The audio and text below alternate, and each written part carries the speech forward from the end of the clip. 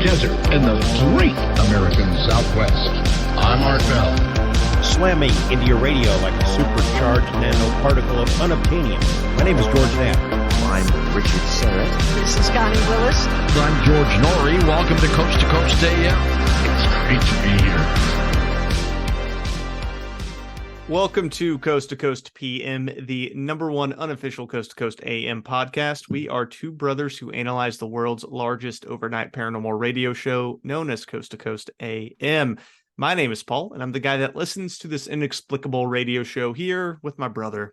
Hey, it's Chris. I'm the Uncle Ho to your Uncle Sam, and that we used to fight a whole lot, Paul, but we don't really anymore. That is true. We don't. We just love each other. It's all kindness from here on out, right? Yes. Kindness and love. Uncle Ho is a reference to Ho Chi Minh. Did anyone call him Uncle Ho at the time? Is that a thing? I just looked it up, and that's what everyone called him in Vietnam. That is interesting. Well, Chris, you are right in that we are talking about Vietnam today. Today's episode is going to be about the red light demons of Vietnam. Red light demons? Mm-hmm. Is it because of their red eyes? No, it is going to be a tale about a special set of night vision goggles that allowed soldiers to see demons during the Vietnam War. Now, this is fascinating. I've never heard about this. So it's actually pretty apt that I went with a Vietnam War leader. It was, yeah. I didn't actually tell you this is Vietnam War, but it is about the Vietnam War. No. Yeah, this is going to be Ian Punnett's interview with Mark Anthony on July 8th, 2023. Is this Mark Anthony the singer, Paul? This is not. This is Mark Anthony, the psychic lawyer, Chris. Oh, a little different than a Latino music singer. Yes. So Mark Anthony is known as the psychic lawyer. He has actually trademarked that. So don't try and use it because he will sue you. There can't be too many psychic lawyers out there, but I imagine there are a few. It was apparently enough to where he needed to trademark the name. So we'll definitely be digging into that. Yeah. But before we get there, Chris, we do have to check in with our good friend Tim Punnett at the Coast to Coast AM blog. Tim time. And this is our first Tim time since actually meeting Tim Punnett. So this is momentous.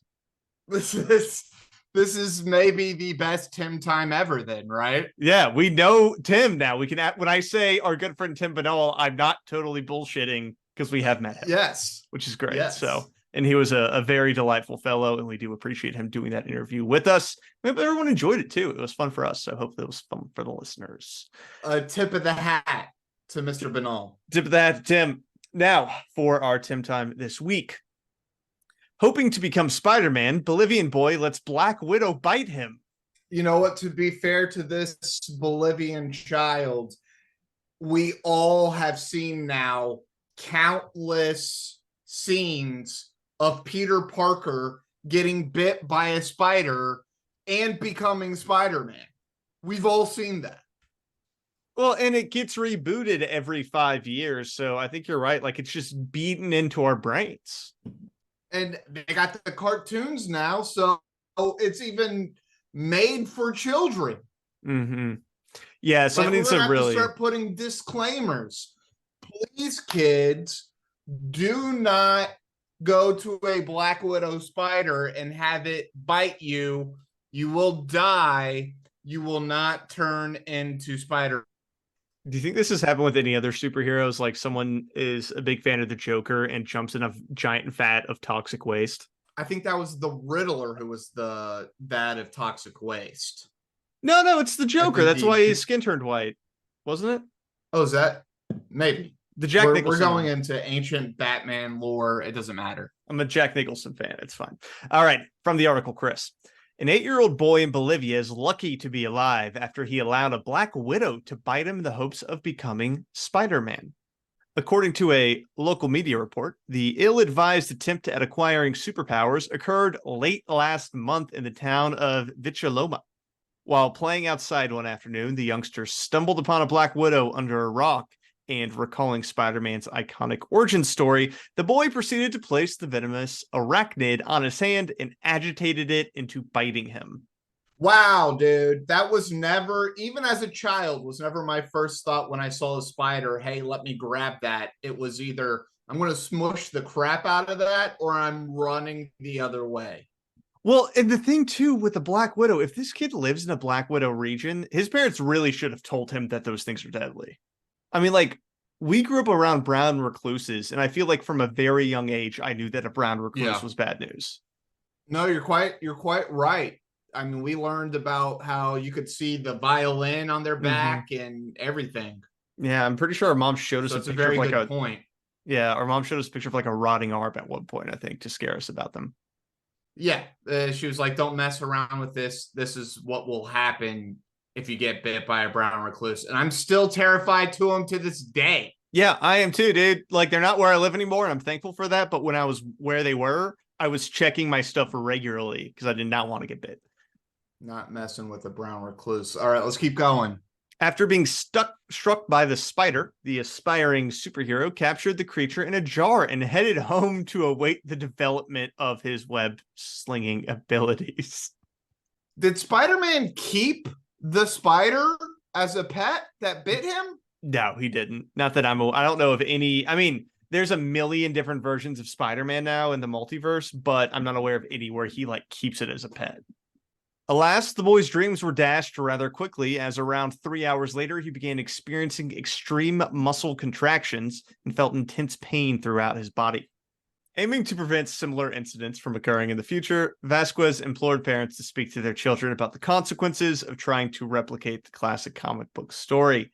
Strangely enough, this is not the first time such a misguided event has occurred in Bolivia, as back in 2020, 3 boys needed to be hospitalized after they also tried to procure superpowers by having a Black Widow bite them.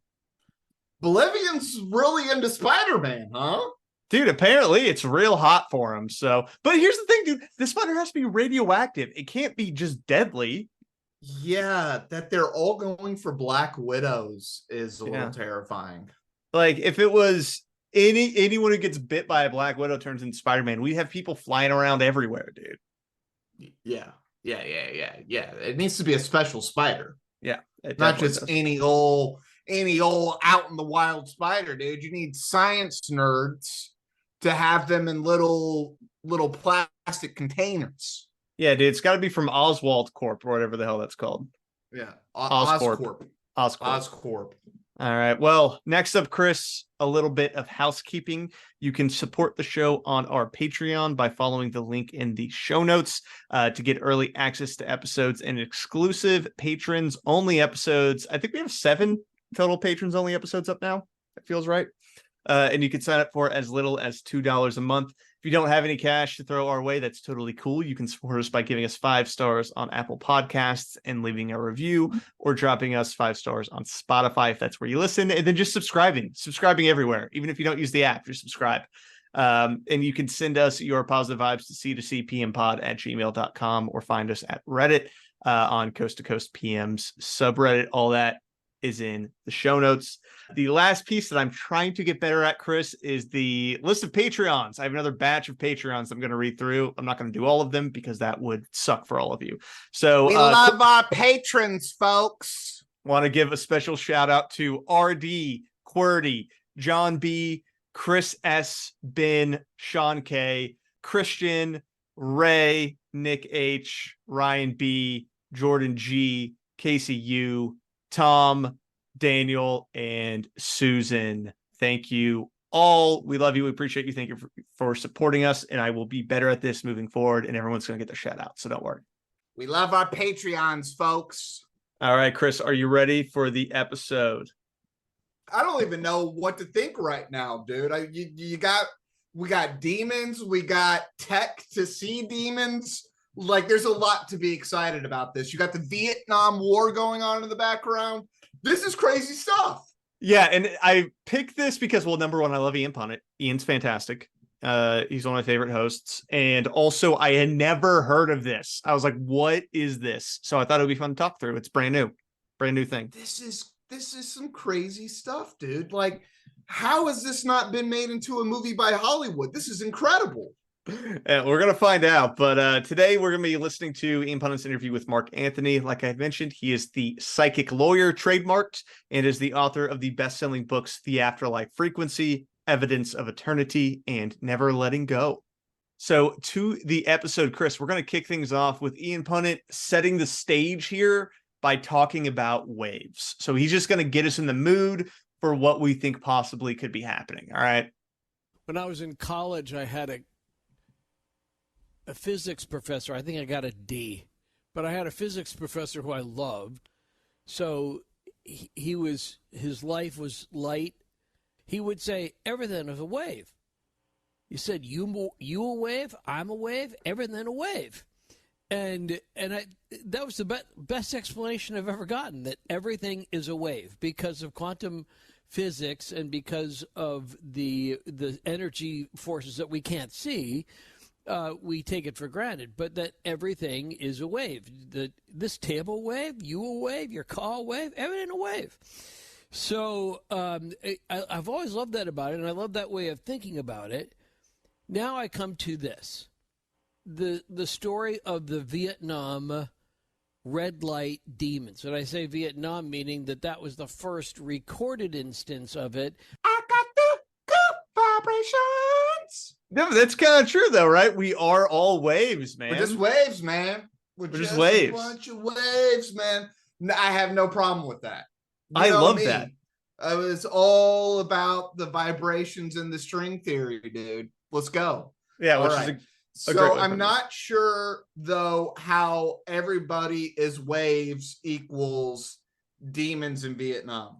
Oh, don't worry. We're going to get there. We're going to get there. All right. I was like, he didn't really explain the connection, and he just dove right into it. He was like, so we're all waves, man. And that's how I get to the red demons. I just wanted to make sure that was framed appropriately, that we're all waves before we talk about the red demons. That was an important part, and it'll frame the conversation. So let's get to the story of the red demons. And this is all going to start off with the military deciding to use red night vision goggles. And Chris, you're familiar with normal night vision, right? It's great. Looks great. Yeah. Listen, and I remember night vision back in the 90s, and it was crap. Now, I imagine that the military had some nicer stuff, but like today's night vision is not what the night vision of the 90s was, and let alone what the night vision of the 70s were. You know, whenever I think of night vision, I always think of the movie Basic with John Travolta and Samuel L. Jackson, which I don't know if that's actually a good movie, but we watched it a lot as kids. I think it was always on TNT. Like, I've seen that movie like 10 times, but I was so many times. 12 years old, I think. I liked it, dude. I think it is a good movie. I don't know, because sometimes when I go back and watch things, I'm like, I wish I had, because it's not as good as I remember. But I'm going to pick that up. A lot of night vision in that, though. A lot of military people killing each other. It was a lot of fun. So let's get to the story. The military using red night vision instead. About the red light demons of Vietnam. Explain this phenomenon. This is a really fascinating chapter in paranormal research and observations, and this whole episode took place in roughly 60 days. It appears that this could have been around 1965 based on everything I've been putting together. So what happened was, during the Vietnam War, the U.S. Army patented and used a new night vision goggle, which were red night vision goggles. Currently, and since this time, we're only using green night vision goggles. And the theory was that the red night vision goggles maintained the eye's daylight sensitivity, so it was easier for the human eye to switch from daytime to night vision because red light doesn't force the eye to adapt to low light conditions.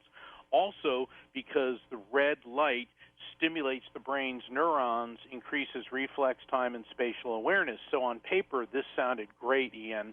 We still use red lights in camping.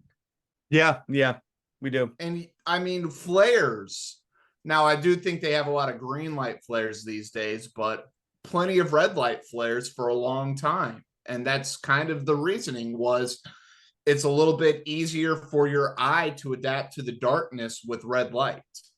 Yeah, and if you ever been camping and used it, it actually is really helpful. Like it's not It's as so blinding. helpful. Yeah. And it's like, yeah, your eyes don't have a hard time with the world around you like if you have the white light shooting out. I've never tested green light, but I imagine that it's not the most helpful either.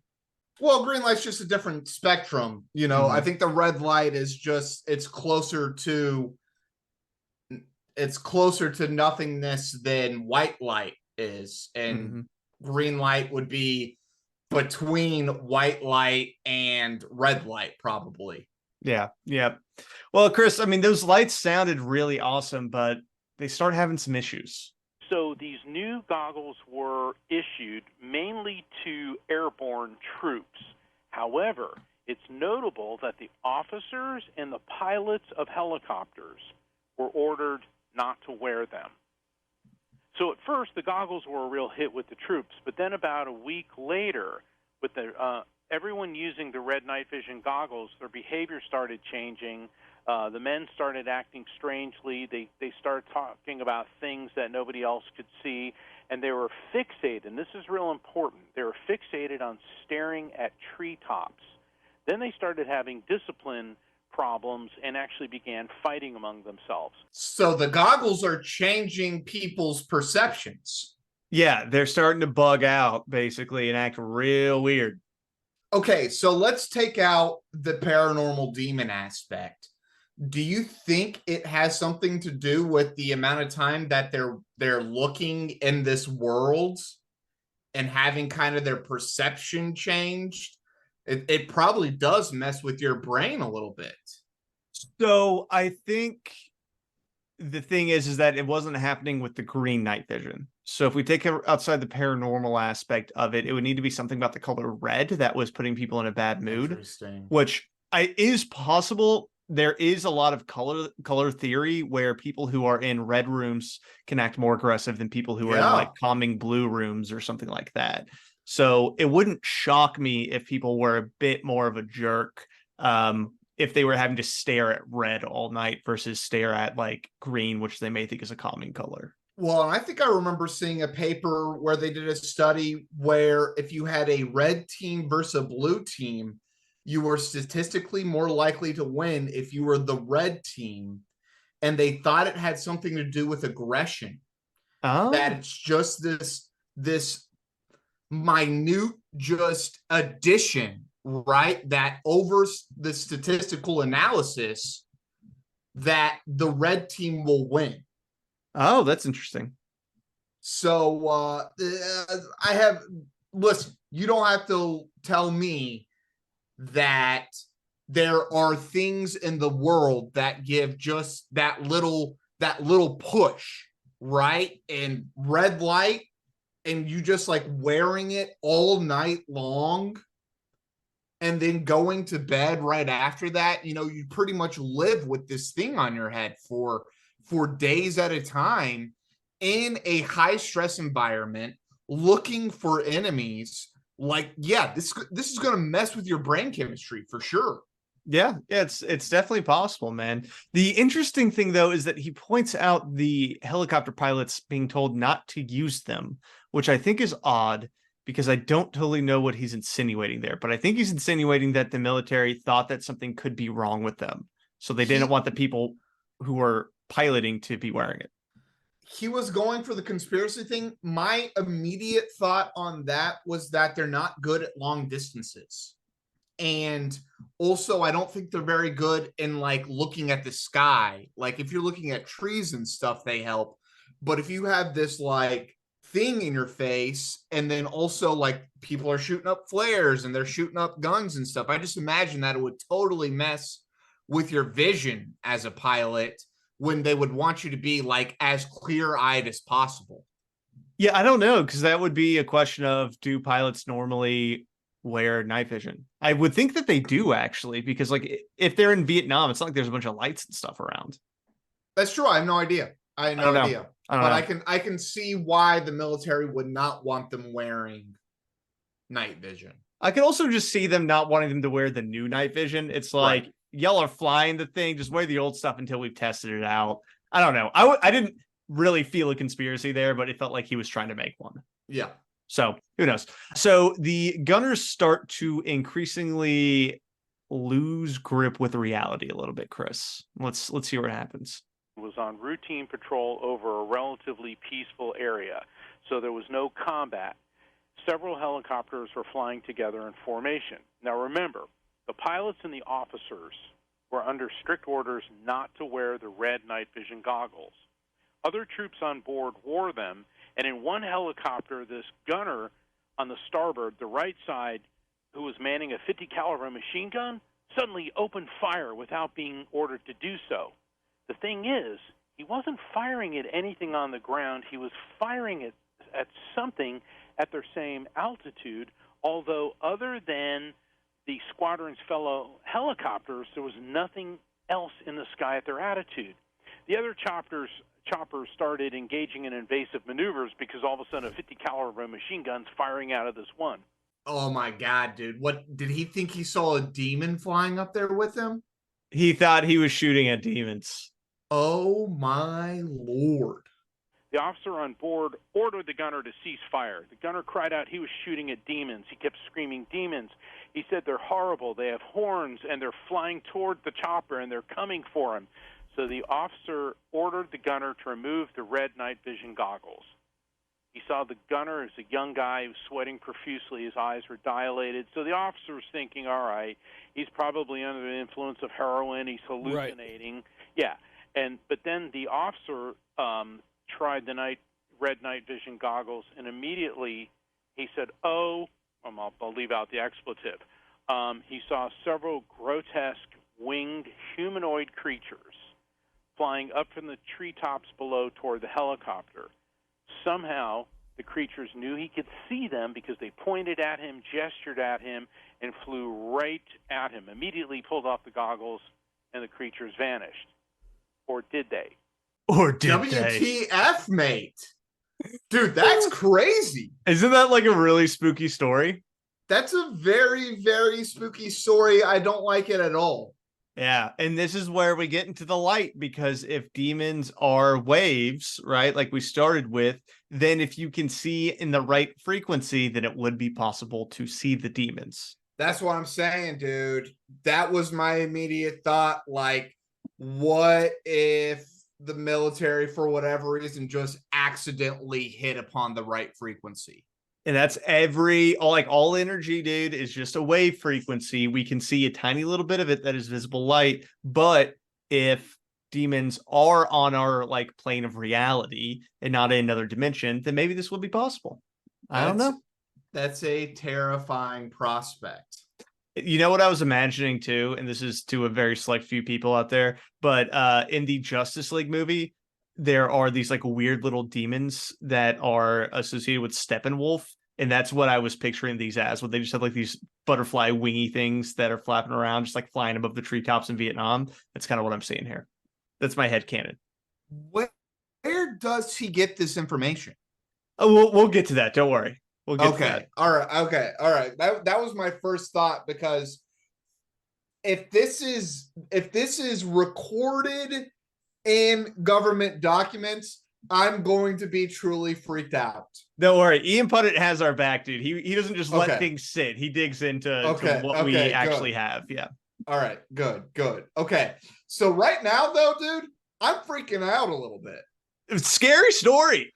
Because here's the thing. Demons would definitely be hanging out in Vietnam in the 70s. Yeah, that's true. I mean, what a great place to be hanging out as a demon. If you're into like all the bad parts of humanity, that's probably where you want to be. Oh my gosh. During that war. If you feed off negativity, that's got to be a delicious morsel. And like general war crimes, like that's where you want to be. Oh yeah, dude. There was a lot of bad stuff happening. I've seen Apocalypse Now, man, so I was basically there. That's right. That's how that works. I've been Nam in the cinema. Well, and the other thing too is like this wasn't just one guy. Apparently, it was happening to a lot of folks. Here's the thing, Ian. According to legend, according to the stories that have come out of this wasn't an isolated incident.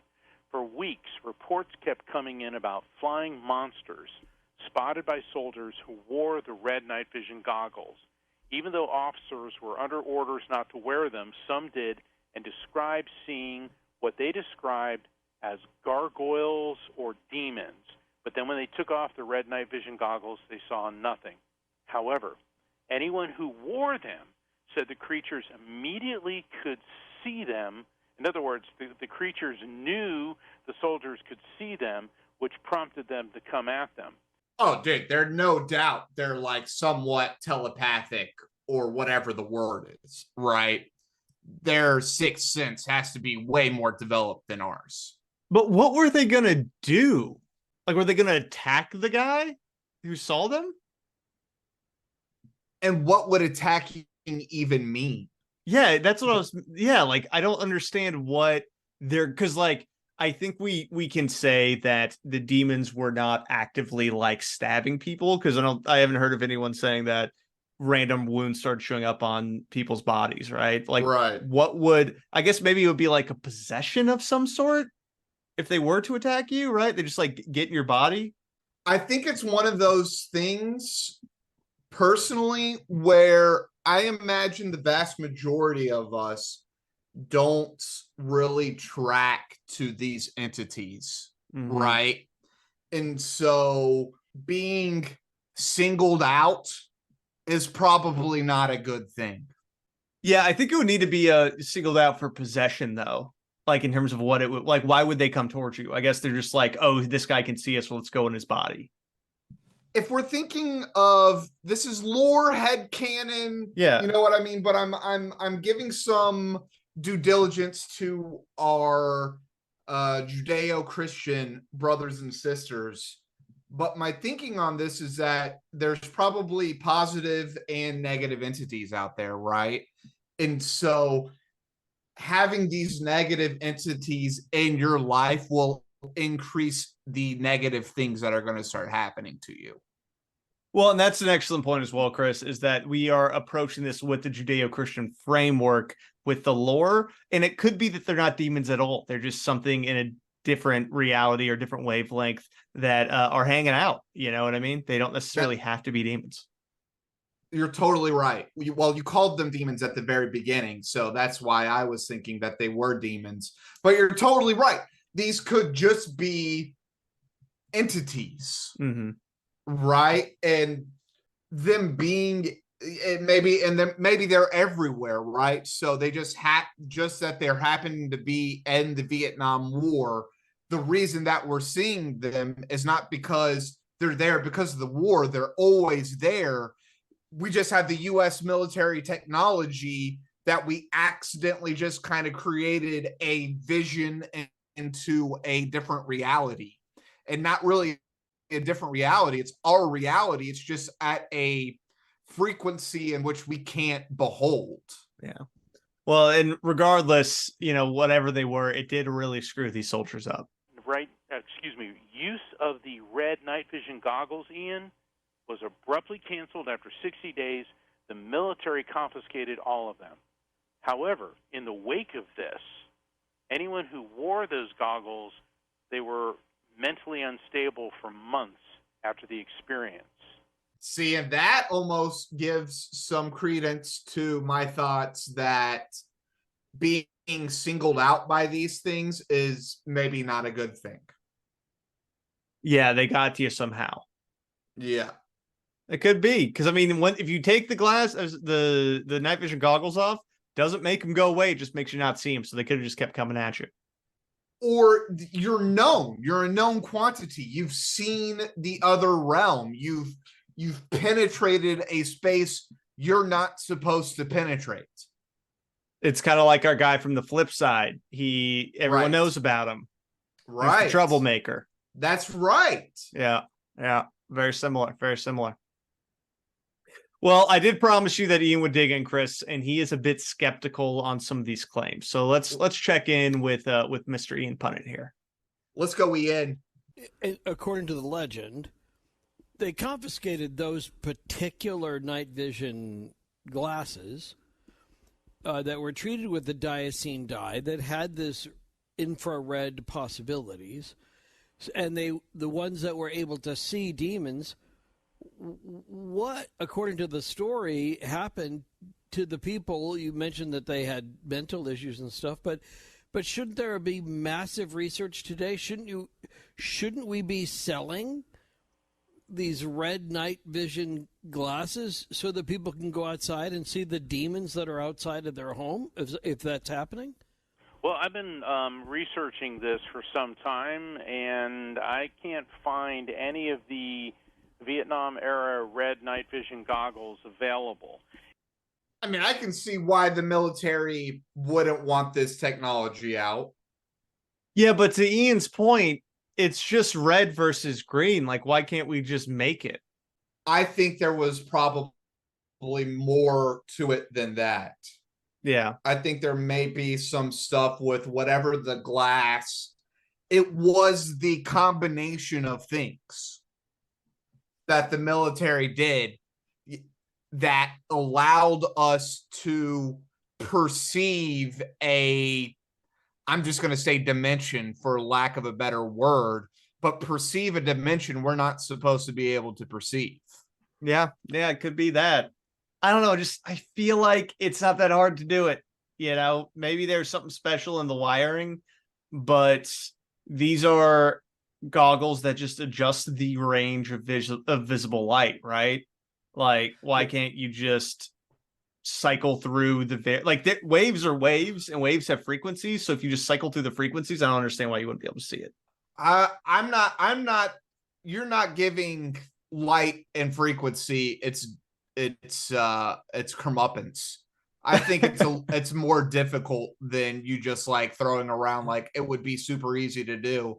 And then also you got to remember, especially at this time, we still have plenty of Nazis in research and development in the American military industrial complex. You're telling me that, let's just say, all that, like, they know way more stuff than I do, and they're super into the occult. You're telling me that they didn't put some like magic voodoo or something into this? I don't know, dude. I do not know. I didn't account for the Nazi magic voodoo component of the night vision goggles. That is a possibility. You're right. All right, so let's see what other evidence we have. Let's get more into it. And I actually got hold of a U.S. Army. It's now unclassified. It was a report on the use of night vision devices by U.S. Army units in Vietnam. And I went through every single, being the lawyer, I went through the entire document and looked for everything. And all it said, it didn't mention any red night vision goggles, but it did mention a number with defective parts that had to be basically taken back.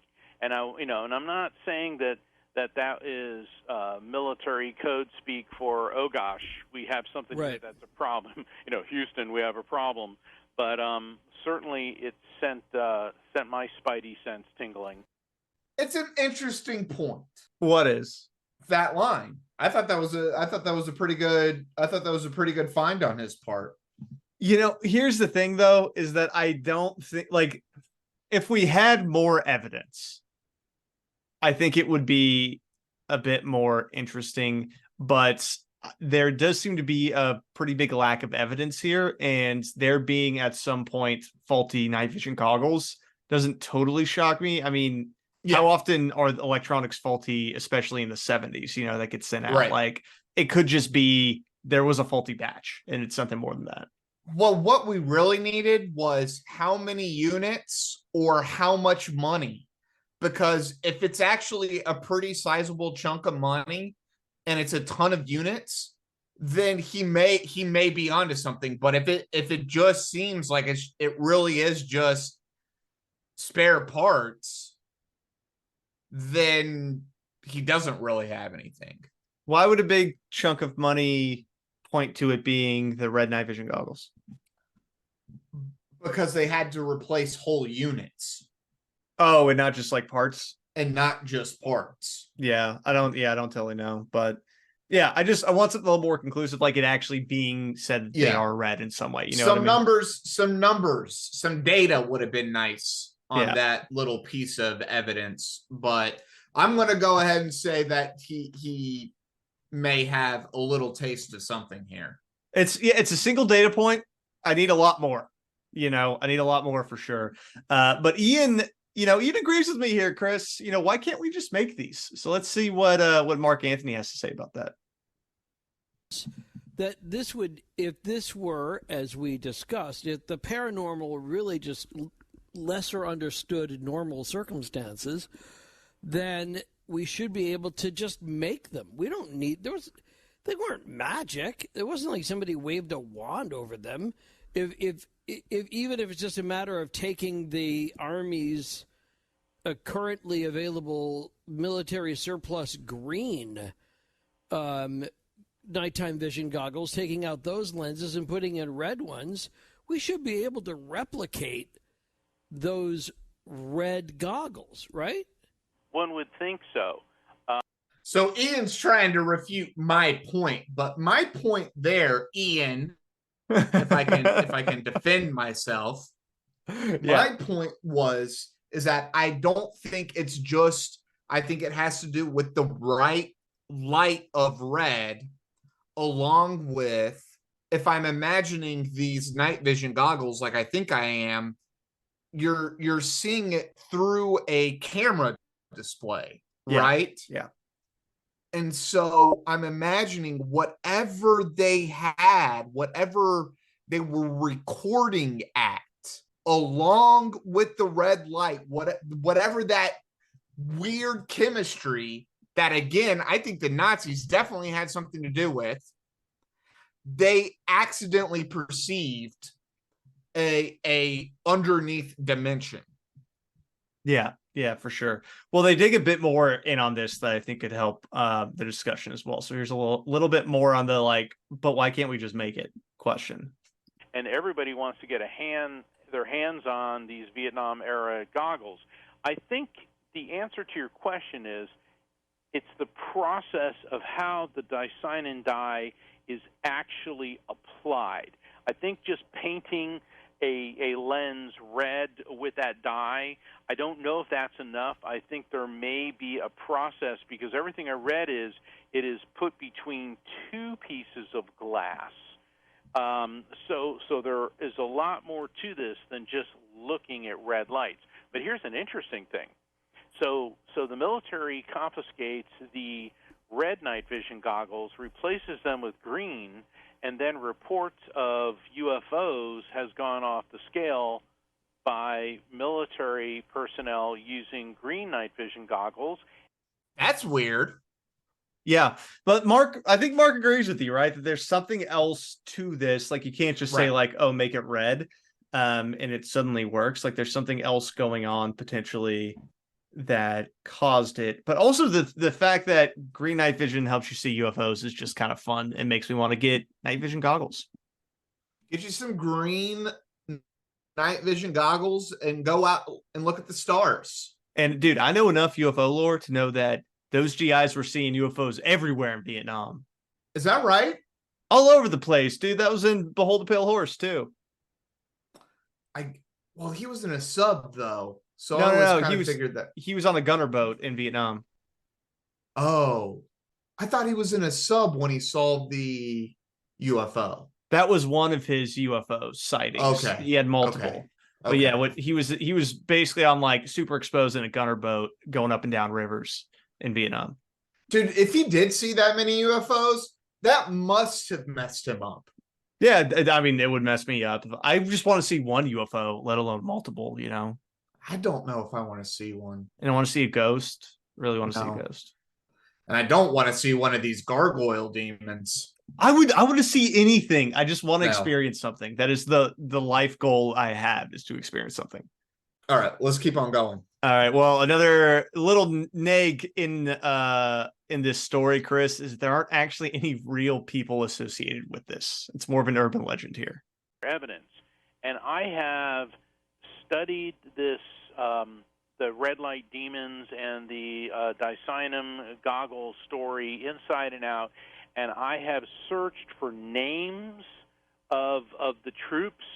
There's one guy who goes around and he says his name is Cliff and that his father was the one who was the officer in the helicopter. I cannot find names. I cannot find an official U.S. military report of this, which, if it did happen, I'm not surprised that it would be classified. So I do want to say this because the thing is, Ian, you and I are credible paranormal investigators, and we have to say that this could be an urban legend. Yeah. This could be.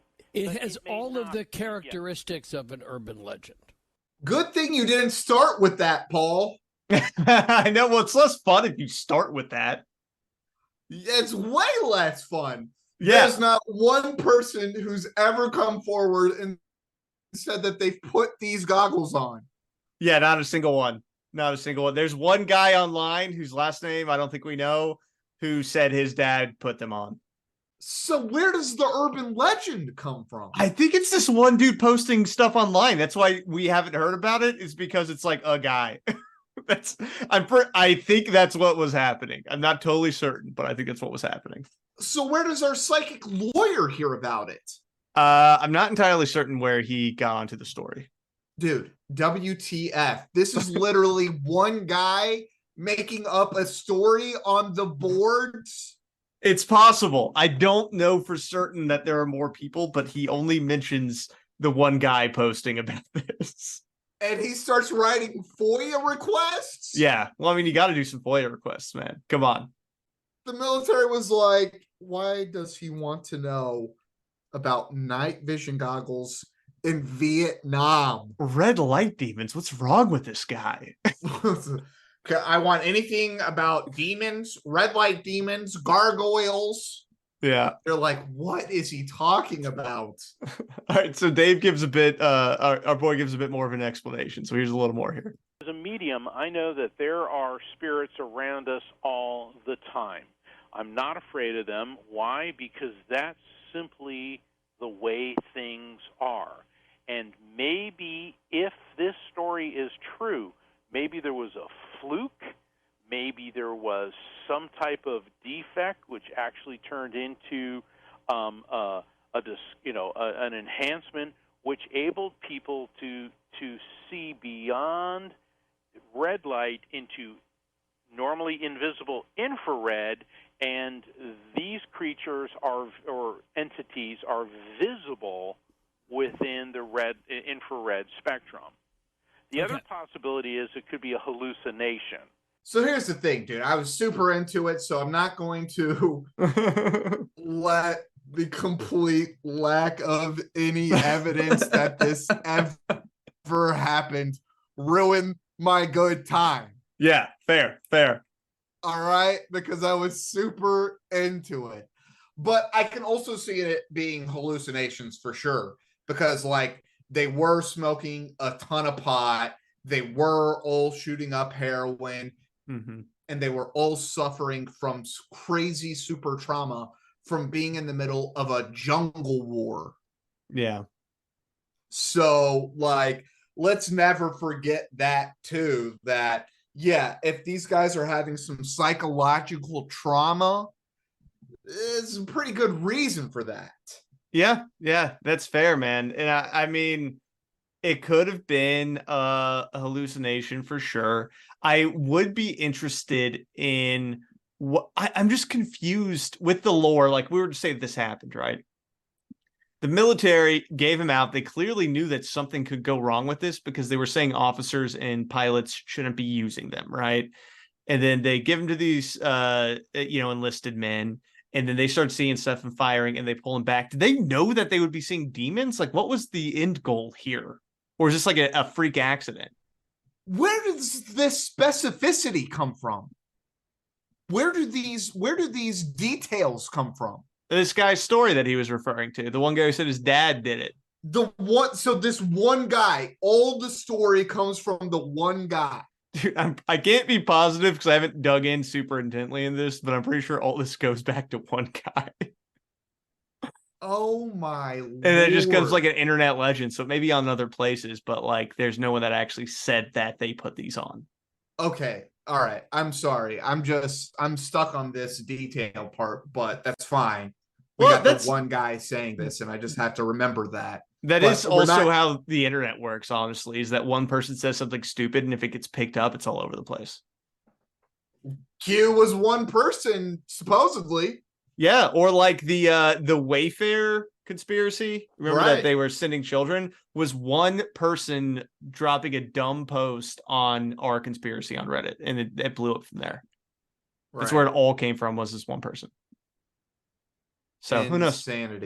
Insanity. Okay, so anyways, what was your question? I don't even remember now, Chris. But Okay. here's the Let's thing. keep going. Maybe they weren't demons, and I did want to just play this because we were chatting a bit about that. And when I was retelling the story, remember I said it was very important that the soldiers were fixated on treetops. And I find that interesting because if this were some type of urban legend, that's not normally the type of detail that someone would throw in. Because these entities could be elementals. And I know Disney's got a movie called Elementals coming out, but elementals have been reported throughout since the dawn of human history. And they are spirits that are not necessarily concerned with or aligned with human beings. They're more concerned with the elements of nature, air, fire, water, and earth. Ergo, the term elemental, the elements. That's the idea. The idea is they are forest guardians. That's a good one. That's a really good one. And they're mad because you're burning their forest. You're with napalm. Dropping napalm all over their sanctuary. Yep. No, we just solved it. Bingo. Well, Chris, that will be our story of the red light demons of Vietnam. I mean, scale of 1 to 5 flying demons. What do you give our boy Mark Anthony, the psychic lawyer, story? Do I give the average of? There's some parts of it that I just freaking love, dude. There's cool. I'm gonna give it 2 ratings. I'm gonna give 2 different ones. I'm gonna do I'll just let you go first, but I'm gonna offer 2 ratings here. Because like the story is awesome. Yeah. The story's great. And I'm going to start writing the screenplay for this one. I may have to wait for a while to get it published, but that's probably good because I'm not going to write it very quickly. Yeah. But like, Army accidentally creates a thing that can see, and then we're going to do the full spectrum, though. There's like definitely going to be these guardian spirits, right? But there's also going to be demons, like righteous hell demons. And the American military then has to start fighting these demons in the middle of the Vietnam War. And so I'm just imagining just like Credence in the background and you're fighting demons. That's a pretty cool story, dude. Yeah, no, that's definitely a good story. I mean, I'm gonna what rating are you giving this? I guess I haven't given it a rating. Yeah. 3, dude. 3. I'm just gonna cut the baby in half. Okay. Give it a 3 because, like I said, there's some things that are so awesome about the story, but at the same time, that it's just one guy posting on the internet disappoints me a little bit. Yeah, and that's why I was going to give it 2 ratings. I'm going to give it 4 for the story because this genuinely kind of creeped me out, like the idea that there are demons just flying above the treetops. Because I live like with my back up against what is essentially a forest, and just looking out the window and thinking about demons flying above there legitimately scared me, especially because you can't see them without special goggles. Great horror movie. I'm going to give it a 1 for evidence because there is no evidence this happened, and I'm going to put no stock into this occurring, and I'm just going to treat it as an urban legend until something more substantial actually comes out. But it doesn't seem to be real, in my opinion. That's probably the right rating, Paul. That's probably the right rating. Yeah. Well, that will be our episode for this week. We will be back next Thursday with another post on our public feed. But as always, you can support us on our Patreon for as little as $2 a month to keep the show running. We appreciate you all, and we'll see you again soon. All conspiracy, all the time. Later.